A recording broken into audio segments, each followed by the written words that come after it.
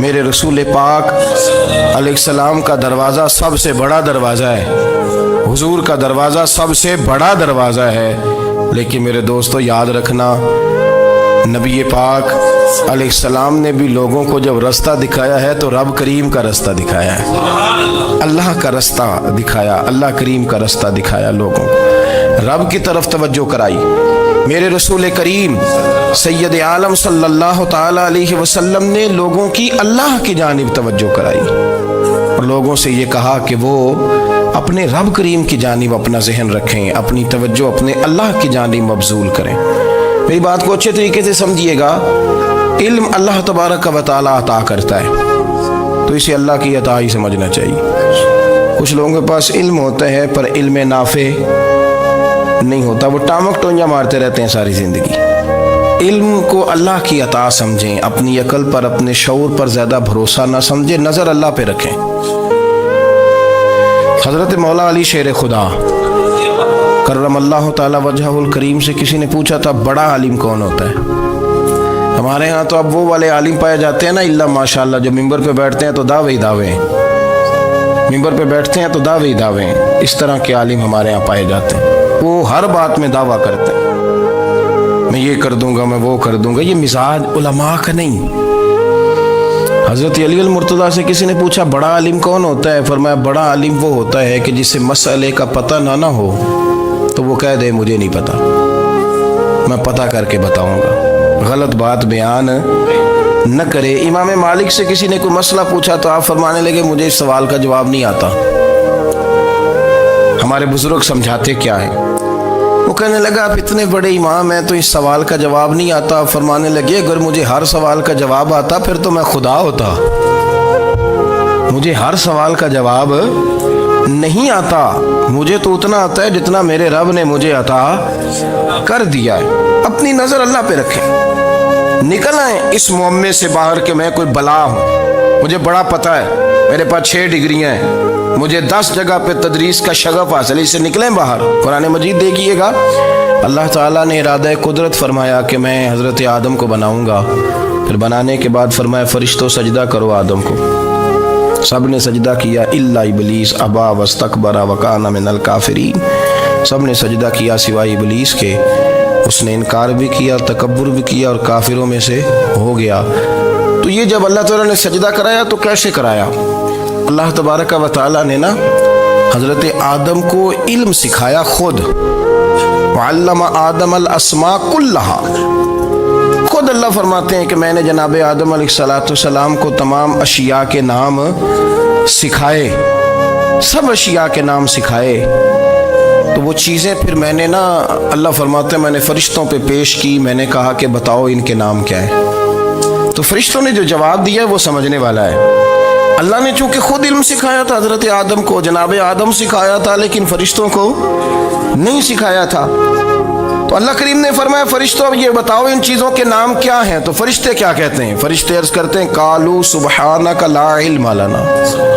آپ کبھی یقین کریں اس چیز کی لذت لیں تو مزہ آ جائے۔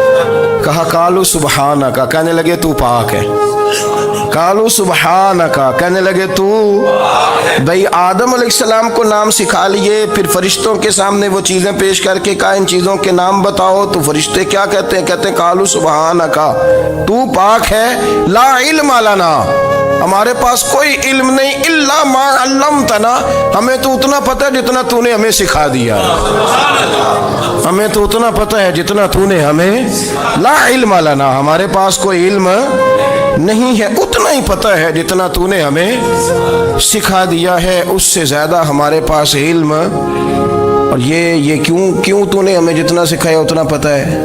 فرشتے یہ نہیں کہتے یا اللہ تو زیادہ سکھا، آدم کو دیا تو ہمیں بھی دے، یہ نہیں فرمایا، فرمایا انک انت العلیم الحکیم، اے اللہ تو علم والا بھی ہے اور حکمت والا بھی ہے، تجھے پتہ ہے کس کو کتنا دینا ہے، جتنا تو نے مناسب سمجھا جناب آدم کو دیا، اور جتنا تو نے بہتر سمجھا وہ تو نے ہمیں عطا فرمایا۔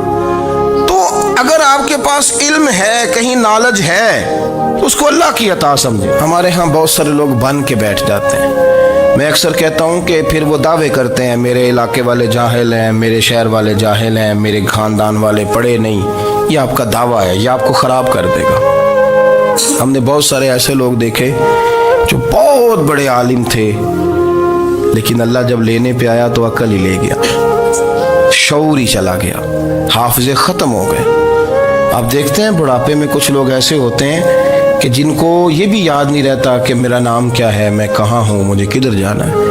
تو اس وقت سے اللہ کی پناہ مانگیں اور اپنی نظر اپنے رب کریم کی جانب رکھیں، اللہ کی جانب اپنی نظر کو مبذول رکھیں۔ دوسری بات، علم کے بعد ایک چیز آتی ہے جس کا نام ہے ہدایت، جس کا نام ہے تقویٰ، جس کا نام ہے پرہیزگاری، جس کا نام ہے عمل، عبادت، ریاضت۔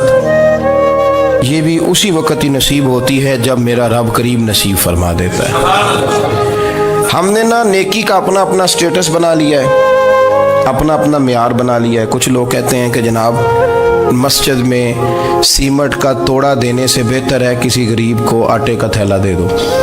اب اس نے اپنا مزاج بنا لیا نا نیکی کا، اس نے اپنا سٹیٹس بنا لیا ہے۔ میرا یہ سوال ہے کہ نبی پاک صلی اللہ تعالیٰ علیہ وسلم جب مدینہ شریف آئے تھے تو حضور نے سب سے پہلے غریبوں میں آٹا تقسیم کیا تھا کہ سب سے پہلے مسجد بنائی تھی؟ کیا عجیب لوگوں کا رنگ ہے، اپنی مرضی کی ہدایت، اپنی مرضی کا تقویٰ، اپنی مرضی کا معیار۔ مسجد کوئی بڑا چھوٹا خطیب بھی میری طرح کا ہو نا تو وہ مسجد میں بیٹھ کے جب نبی پاک کی بات کرتا ہے تو کہتا ہے میرے رسول پاک غریبوں کا سہارا بن کے آئے۔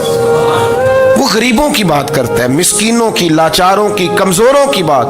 تو مسجد ہی تو وہ ادارہ ہے جہاں سے غریبوں کی بات ہو رہی۔ تو اب لوگوں نے غریب کو اور مسجد کو لڑانا شروع کر دیا، اس کو لڑاؤ کہ مسجد میں پیسے دینے سے بہتر ہے آپ غریب کو آٹے کا تھیلا دے دیں۔ آپ یہ کیوں نہیں کہتے کہ مسجد میں بھی آپ توڑا دیں ایک سیمنٹ کا اور ساتھ غریب کو بھی خدمت کریں؟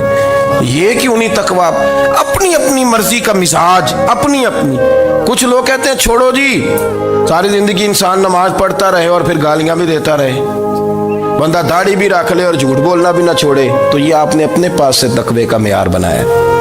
گالی دینے کا گناہ ہے اور داڑھی رکھنے کا ثواب ہے۔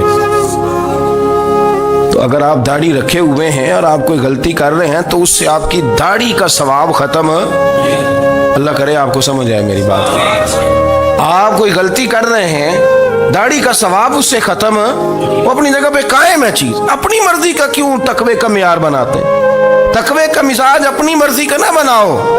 اللہ کی بارگاہ سے دعا مانگو کہ یا اللہ ہمیں ہدایت کا نور عطا فرما، اللہ تو ہمیں رستہ دکھا، تو بتا کہ ہدایت کیا ہے۔ تو رب فرماتا ہے اللہ ولی الذین آمنوا، اللہ مومنوں کا مددگار ہے، یخرجہم من الظلمات الی النور، وہ انہیں اندھیروں سے نکالتا ہے اور نور کی طرف روشنی عطا فرماتا ہے۔ اندھیروں سے نور کی طرف اللہ لاتا ہے۔ اللہ ولی، اللہ مومنوں کا ولی ہے، وہ انہیں اندھیروں سے نور کی طرف نکالتا ہے۔ ہدایت ہمیشہ اللہ کی طرف سے سمجھے۔ جب وہ نماز کی توفیق دیتا ہے تو اپنے فضل سے دیتا ہے، جب وہ ذکر کی توفیق دیتا ہے تو اپنے فضل سے۔ ہم سمجھتے ہو جی فلانا نہیں پڑھ رہا بڑا بیوقوف ہے، فلانا نہیں پڑھ رہا، تو تم کیا اپنی عقل کے زور پہ پڑھ رہا ہے؟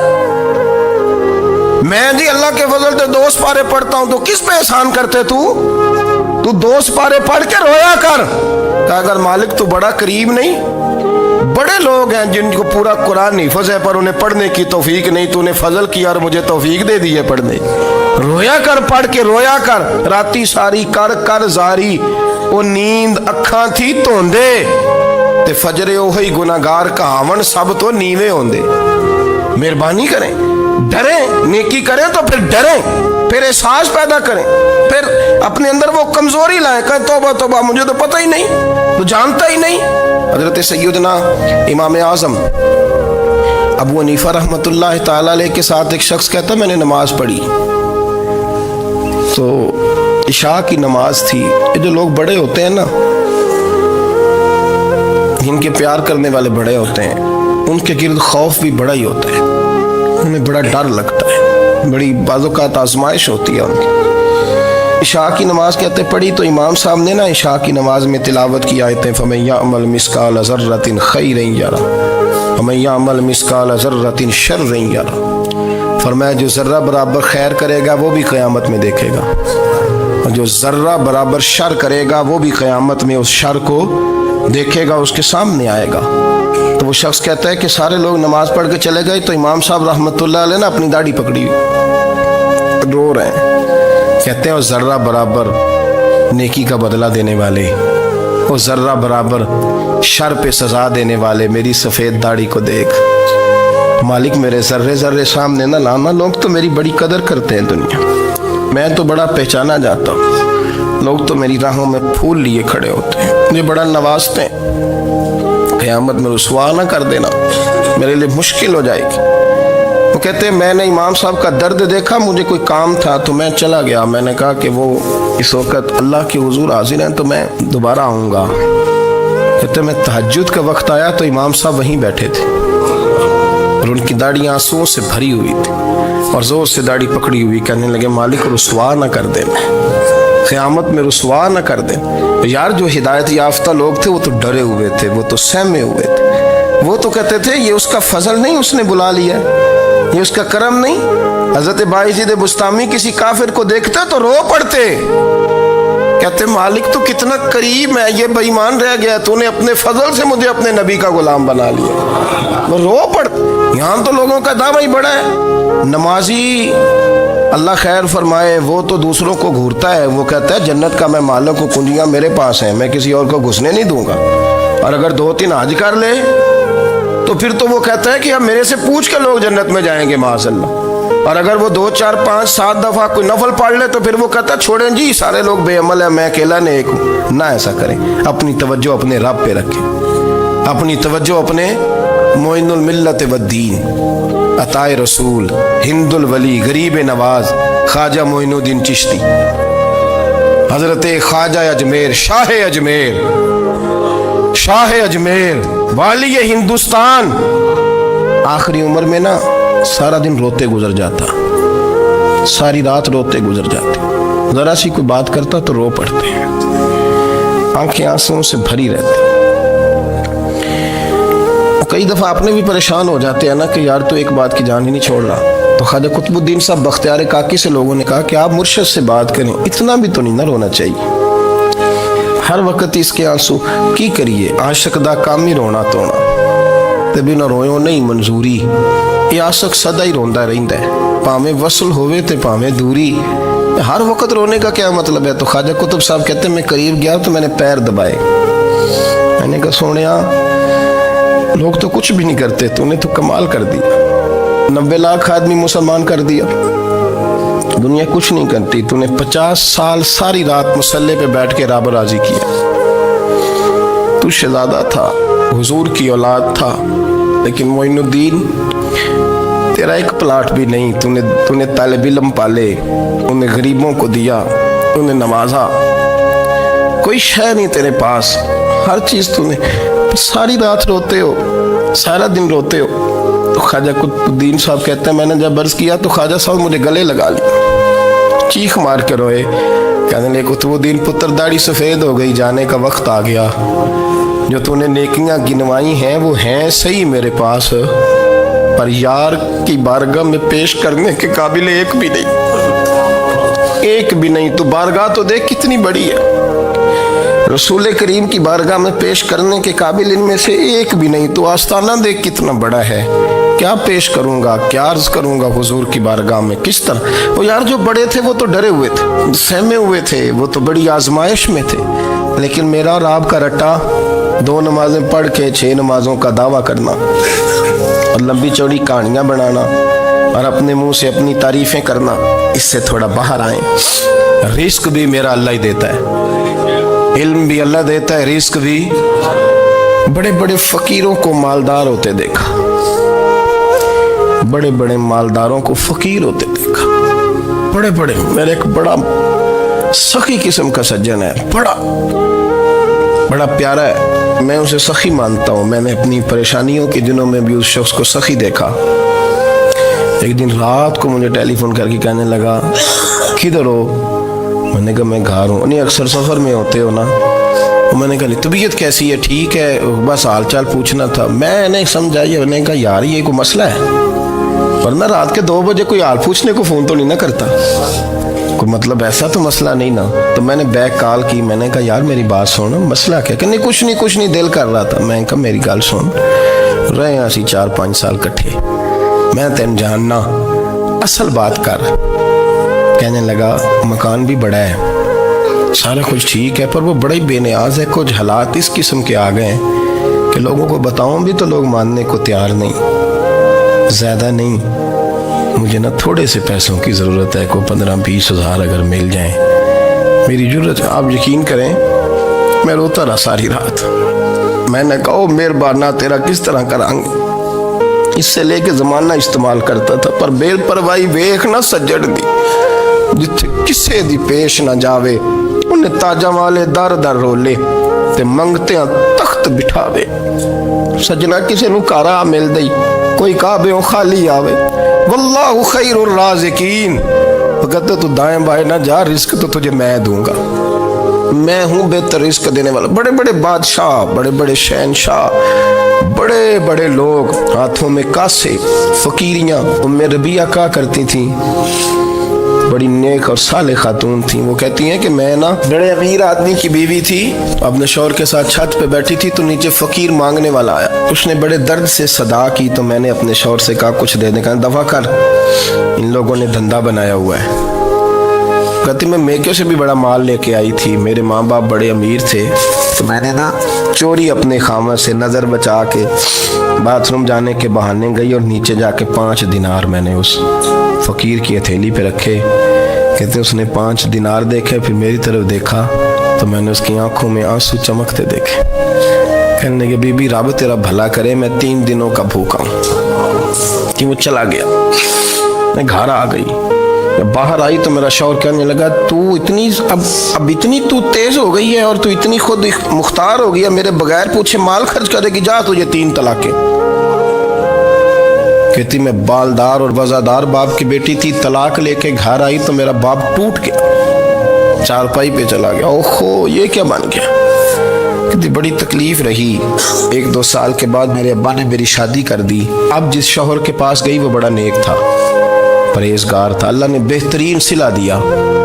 کہتی چھت پہ بیٹھی تھی, دروازے پہ فقیر آیا, میں نے شوہر سے کہا کچھ دے دوں. کہنے لگا 5 نہ دینا, 15 دینا, 20 دینا, میں فقیر ہوں, میں نے فقر سے دولت دیکھی ہے, اسے خالی نہ لوٹانا. کہتی ہے کہ میں نیچے گئی, اور جب میں نے اس کی طرف دینار بڑھائے تو میری چیخ نکلی, پیسے پھینک کے میں بے ہوش ہو کے گری. میرا شوہر نے آ کے اٹھایا, اندر لے گیا, پانی منہ پہ چھڑکا. کہنے لگا تجھے کیا ہوا؟ کہنے لگی یہ جو مانگنے آیا یہ میرا پہلا شوہر تھا, وہی تھا جو کہتا تھا کہ تو 5 دینار دے آئیے, جا تجھے 3 طلاقیں. پڑھو نا حدیث پاک. میرے نبی پاک علیہ السلام نے فرمایا ایک بندہ گنجا تھا. گنجا, کوئی ترتیب آگے پیچھے ہو جائے تو مفہوم کے لحاظ سے, لیکن میں مفہوم اس کا واضح کرتا ہوں. ایک گنجا تھا, کوئی شے نہیں تھی, سر پہ بال بھی نہیں تھے, رویا کرتا تھا. اللہ تعالیٰ نے فرشتے کو بھیجا, تجھے کیا چاہیے؟ تو کہنے لگا بال آ جائیں اور تھوڑا مال آ جائے. فرشتے نے ہاتھ پھیرا تو بال بھی آ گئے, تو بکریاں بھی آ گئیں, لائنیں لگ گئیں, مال ہی مال ہو گئے. دوسرے کے پاس گیا, وہ کوڑا تھا, اس کو جا کے کہا کیا چاہیے؟ کہنے لگا شفا ہو جائے اور کچھ اللہ تعالیٰ آسانی کر دے. شفا بھی ہو گئی, گائیں بھی دے دی, بھینسیں بھی دے دی, مال ہی مال ہو گئی. پھر ایک کے پاس گیا, وہ اندھا تھا, تجھے کیا چاہیے؟ اس نے کہا آنکھیں مل جائیں اور کچھ ساتھ اللہ مال دے دے. اونٹ ہی اونٹ ہو گئے. جب بڑا نواز دیا تو پھر مالک نے امتحان لینے کا ارادہ کیا. یاری تیری سونا ہے, پر آزمائشاں بھی تیریاں اگ. آزمائشاں تیریاں, صحیح کہہ رہا ہوں, آزمائشاں تیریاں, یاری تیری سونا ہے پر آزمائشاں تیریاں. یہ سونا پرکھیا جام دائی, پہلو نا لگاں دے لگ. اللہ نے فرمایا آزمائش کرو. سب سے پہلے گنجے کے پاس آئے, اسے کہا اللہ کے رستے میں کچھ دیکھا نہیں لگا, میرے خرچے ہی بڑے. دیکھو تو صحیح کتنی مشکل میں وقت گزارتا ہوں, حال